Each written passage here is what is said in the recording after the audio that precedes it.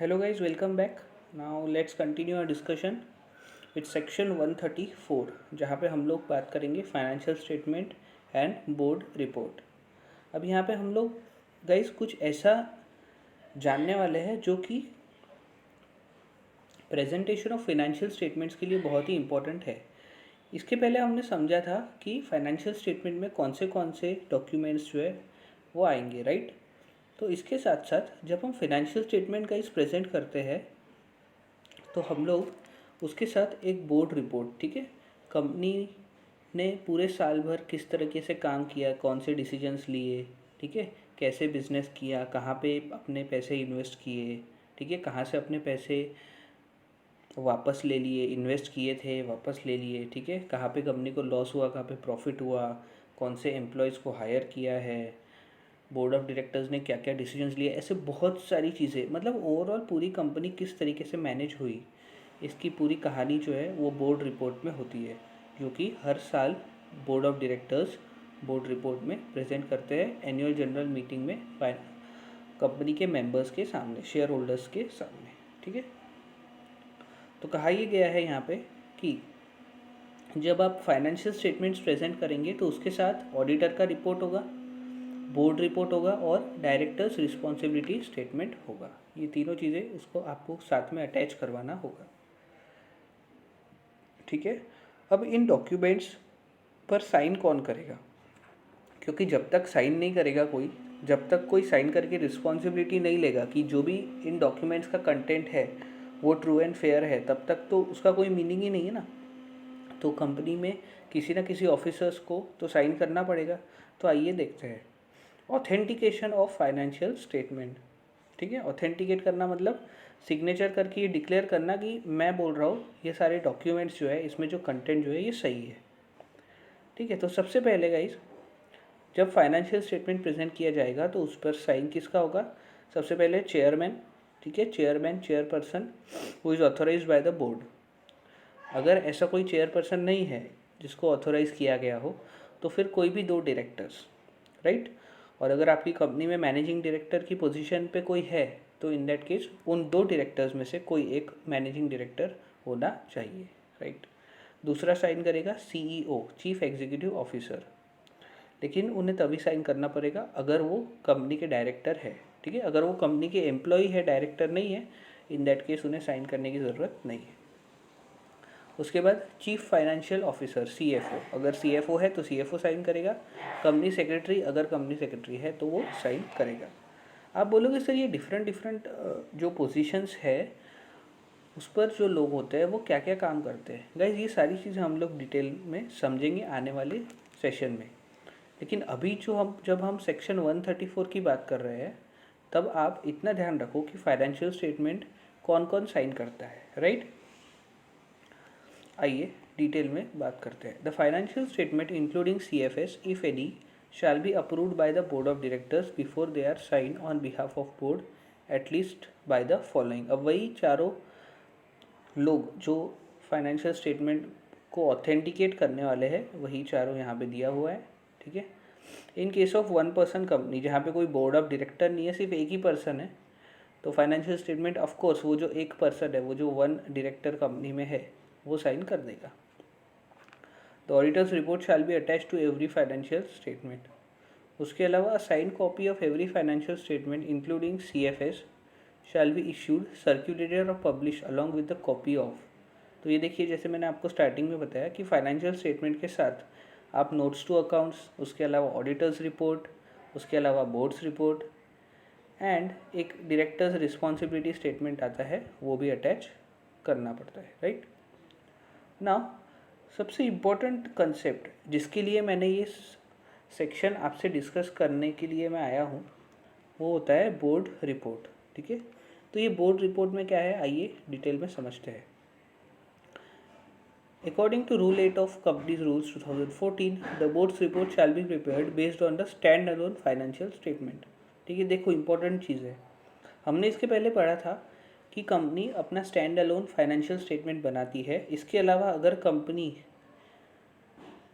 Companies के कुछ subsidiaries है, ठीक है, मतलब दूसरी कंपनीज में इन्वेस्टमेंट्स है, सब्सिडरीज़ है, तो तो इन दैट केस उसे कंसोलिडेटेड फाइनेंशियल स्टेटमेंट भी बनाना पड़ता है। तो गाइस जो बोर्ड रिपोर्ट बनाई जाएगी वो on the basis of separate financial statement, stand alone financial statement ही बनाई जाएगी, ठीक है, कंसोलिडेटेड स्टेटमेंट्स के बेसिस पे नहीं बनाई जाएगी। There shall be attached to statements laid before a company in general meeting a report by its board of director। तो guys board of directors report में क्या क्या आएगा, बोर्ड रिपोर्ट में क्या क्या आएगा, आइए देखते हैं। सबसे पहले extract of annual return, annual return की कुछ इंपॉर्टेंट इन्फॉर्मेशन, राइट।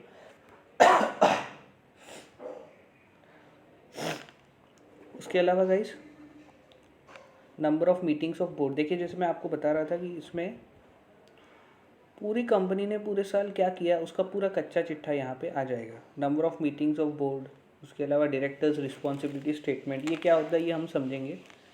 उसके अलावा अगर ऑडिटर्स ने कोई फ्रॉड रिपोर्ट किए हैं, मतलब कंपनी में कोई फ्रॉड हुआ था और ऑडिटर ने रिपोर्ट किया। उसके अलावा declaration bye independent directors, independent directors क्या होता है हम समझेंगे आगे आने वाले सेशंस में। ये जो आईडीज लिखा हुआ होता है ना गाइस, वो है इंडिपेंडेंट डायरेक्टर्स, राइट। उसके अलावा companies policy on directors appointment and remuneration, किस तरीके से कंपनी अपॉइंट करती है नए डायरेक्टर्स को, किस तरीके से उन्हें रेम्यूनरेशन देती है, ये सारी चीज़ें यहाँ पे आ जाएगी, राइट। उसके अलावा comments by board on remarks made by auditor and company secretary, auditor ने ऑडिट करने के बाद जो भी कमेंट्स दिए थे उन कमेंट्स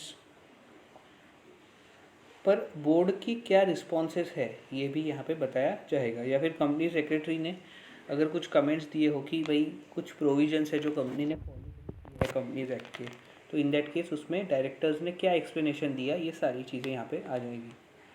उसके अलावा particulars of loans, guarantees and investments, then contracts और अरेंजमेंट्स, ठीक है, entered by the company, then state of company affairs, ठीक है, कंपनी ने जो ऑलरेडी ट्रांजेक्शन्स किए हैं उनका स्टेट किस तरीके से है, ठीक है, अमाउंट्स कैरिंग रिजर्व्स और paid by way of dividend, कितना कितना अमाउंट जो है जिसको रिजर्व में ट्रांसफ़र किया गया, कितना amount as a dividend pay किया गया, ठीक है। Material change affecting on financial position, या फिर क्या कंपनी में कुछ बड़ा चेंज आया है जिस वजह से कंपनी की फाइनेंशियल पोजीशन चेंज हो जाती है। उसके अलावा conservation of energy, technology, absorption and foreign exchange से रिलेटेड अगर कुछ कंपनी ने ट्रांजेक्शन्स किए हैं तो उसकी भी इंफॉर्मेशन रहेगी। Development and implementation of risk management, उसके अलावा CSR पॉलिसीज़, ठीक है, कॉरपोरेट सोशल रिस्पॉन्सिबिलिटी होता है CSR, राइट, उसको भी हम लोग डिटेल में पढ़ेंगे, वो सेक्शन में आपसे डेफिनेटली डिस्कस करूँगा ही, इसके बाद ही आएगा, ठीक है। तो CSR policies and initiatives and उसके अलावा अदर मैटर्स इज प्रिस्क्राइब्ड, ये सारी चीज़ें यहाँ पे बोर्ड रिपोर्ट में कवर की जाती है।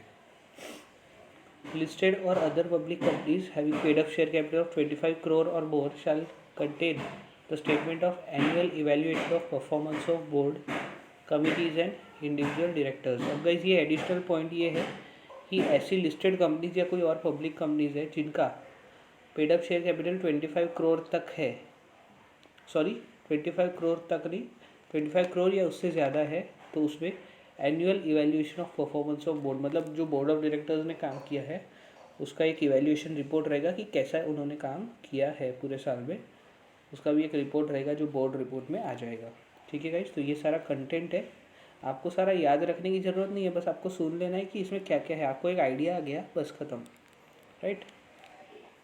आगे देखते हैं, अब सारी चीज़ें यहाँ पे वही है जो मैंने अभी रीड किया, वही सारा यहाँ पे बताया जाएगा, ठीक है। नाउ अब important cheese 134 subsection 4 board report in case of 1% company, ठीक है। तो in case of 1% company the report of board of directors to be attached to the financial statement under this section shall mean a report containing explanations or comments by the board on every qualification, reservation or adverse remark or disclaimer made by the auditor in his report। तो भाई board report in case of 1% company में ज़्यादा कुछ नहीं आएगा, बस इतना ही आएगा कि जो डायरेक्टर्स ने जो ऑडिटर्स ने जो कमेंट्स किए हैं उसके जवाब में डायरेक्टर क्या एक्सप्लेनेशन दे रहे हैं, बस वहाँ पे इतना ही कंटेंट आएगा, बोर्ड रिपोर्ट ख़त्म हो जाएगा, ठीक है। क्योंकि 1% कंपनी है, छोटी कंपनी है, उसमें कोई इतना सारा कोई डीलिंग होगा नहीं, राइट। नेक्स्ट, और एक इम्पॉर्टेंट चीज़, ठीक है, जिसकी वजह से मैंने ये सेक्शन आपसे डिस्कस करना चाहा था, वो है डायरेक्टर्स रिस्पॉन्सिबिलिटी स्टेटमेंट। ये एक इम्पॉर्टेंट कंसेप्ट है जो हमें पता रहना चाहिए। The directors responsibility statement referred to in 134(3). In the preparation of annual accounts, the applicable accounting standards had been followed along with proper explanation relating to material departure. सबसे पहले डायरेक्टर्स रिस्पॉन्सिबिलिटी स्टेटमेंट में ये बताया जाता है कि कौन से अकाउंटिंग स्टैंडर्ड्स आपने फॉलो किए हैं, ठीक है, और अगर कुछ फॉलो नहीं किया है, करना चाहिए था पर नहीं किया, तो इन दैट केस क्यों नहीं किया, उसका एक्सप्लेनेशन, राइट। उसके अलावा the directors had selected such accounting policies and applied them consistently. तो आप यहाँ पे ये बताओगे कि डायरेक्टर्स ने कौन कौन सी अकाउंटिंग पॉलिसी सिलेक्ट करी है और उसे कंसिस्टेंटली अप्लाई की है, राइट।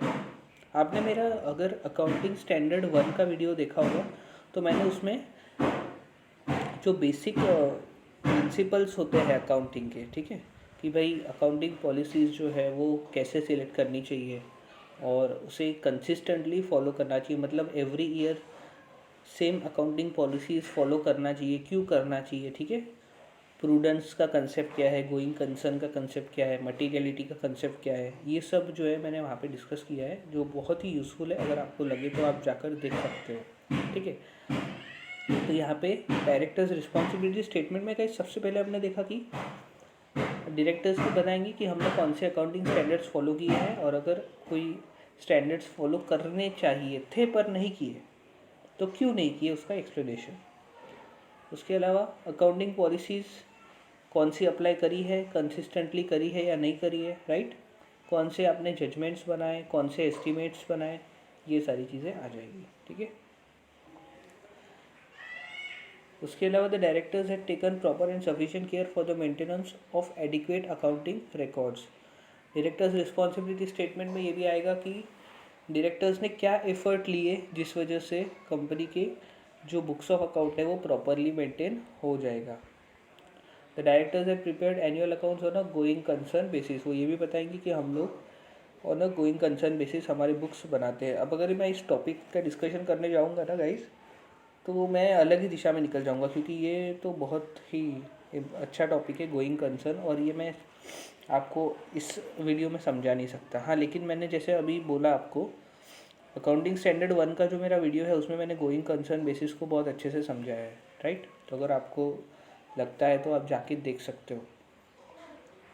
उसके अलावा the directors in case of a listed company had laid down internal financial controls. अभी गाइस इंटरनल कंट्रोल्स का कंसेप्ट होता है कंपनी इंटरनली प्रॉपरली वर्क करे, इसके लिए इंटरनल कंट्रोल्स को लगाया जाता है, राइट। और उसमें भी अगर फिनेंशियल ट्रांजेक्शन्स का रूटिंग प्रॉपरली होना चाहिए, उसकी एंट्री प्रॉपरली होनी चाहिए, ठीक है, उसके लिए इंटरनल फिनेंशियल कंट्रोल्स होते हैं। इंटरनल कंट्रोल्स में सब कुछ कवर होता है, पूरा मैनेजमेंट कवर होता है, लेकिन इंटरनल फिनेंशियल कंट्रोल में मेजर जो है वो फाइनेंस एंड अकाउंटिंग का पार्ट आ जाता है, ओके, राइट। तो वो यहाँ पे बताया जाएगा डायरेक्टर्स रिस्पॉन्सिबिलिटी स्टेटमेंट में। And last, the directors had devised proper systems to ensure compliance with the provisions of all applicable laws and that such systems were adequate and operating effectively. उसके अलावा directors ये बताते हैं कि हम लोगों ने ऐसा प्रॉपर सिस्टम कंपनी में लगाया हुआ है जिससे कि सारे एप्लीकेबल लॉज जो है वो कंप्लाई हो जाए, ठीक है। फॉर एग्जांपल मैं आपको बता दूं कि एक लॉ है जहाँ पे लेबर लॉज में ये बताया जाता है कि 18 ईयर्स से कम का कोई भी पर्सन हो तो उससे आप अपने फैक्ट्री में काम नहीं करवा सकते, ठीक है, क्योंकि वो जुवेनाइल होता है, राइट। तो ऐसे केस में आपने एक सिस्टम लगाया हुआ है, जब भी कोई नया एम्प्लॉई आता है तो आप उसके डॉक्यूमेंट्स के थ्रू ये चेक करते हो कि उसकी एज जो है वो एटलीस्ट 18 ईयर्स है या नहीं, उससे कम है तो आप उसे जॉब नहीं दे सकते, राइट। तो that was the example of this for this point. उसके अलावा बात आ जाती है कि सर अब बोर्ड रिपोर्ट पे साइन कौन करेगा। तो the board report and any annexures there to shall be signed by its chairperson. तो कंपनी का चेयरपर्सन साइन कर सकता है, ठीक है। और अगर बोर्ड ने उससे स्पेसिफिक परमिशन नहीं दी है साइन करने के लिए तो कोई भी 2 डायरेक्टर साइन कर देंगे, जिसमें से कोई एक मैनेजिंग डायरेक्टर रहेगा। Okay guys, yes. उसके अलावा कॉन्ट्रावेंशन की बात करूँ, अगर सेक्शन 134 को फॉलो नहीं किया जाता है, ठीक है, बोर्ड रिपोर्ट फिर डायरेक्टर्स रिस्पॉन्सिबिलिटी स्टेटमेंट, अगर इन प्रोविजंस को कंप्लाई नहीं किया जाता है तो कंपनी को कम से कम 50,000 मैक्सिमम 25 लाख की पेनल्टी लग सकती है। उसके अलावा जो ऑफिसर्स रिस्पॉन्सिबल है उन्हें मैक्स टू मैक्स 3 इयर्स का इम्प्रिजनमेंट हो सकता है, ठीक है, 3 साल की जेल हो सकती है, या फिर उसके अलावा उन्हें फ़ाइन भी हो सकता है 50,000 से 5 लाख रुपीज़ का, या फिर ये दोनों भी। Okay guys, yes. तो यहाँ पे गाइज हमारा सेक्शन 134 की जो इम्पोर्टेंट कंसेप्ट मुझे डिस्कस करने थे वो डिस्कस हो चुके हैं। नेक्स्ट पार्ट में बहुत ही इंटरेस्टिंग कंसेप्ट को हम स्टडी करेंगे, बात करेंगे सेक्शन 135 की, ठीक है। तब तक के लिए अपना ध्यान रखिए और अपनी फैमिली का ध्यान रखिए। बाहर मत निकलिए जब तक कि ये कोरोना का सीज़न ख़त्म नहीं हो जाता है। बहुत ज़रूरी हो तभी बाहर निकलिए, और ऑफ कोर्स घर में कुछ भी लेकर आते हो तो पहले उसे सैनिटाइज़ करके फिर ही यूज़ करें, राइट। अपना और अपनी सोसाइटी का ध्यान रखें। तो see you guys in the next video. पसंद आया है तो सब्सक्राइब ज़रूर कर लेना।